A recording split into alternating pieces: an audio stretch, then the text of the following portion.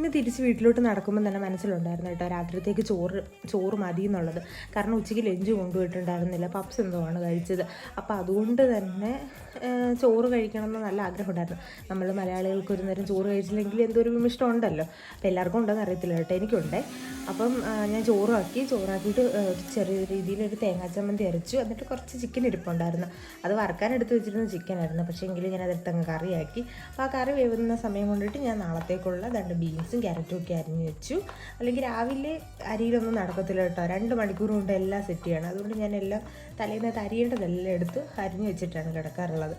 പിന്നെ കപ്പ ഉണ്ടായിരുന്നു കേട്ടോ, അത് ഞാൻ വേവിച്ചു. പക്ഷേങ്കിൽ അതിൻ്റെ വീഡിയോ ഞാൻ എടുത്തില്ല, മറന്നുപോയി.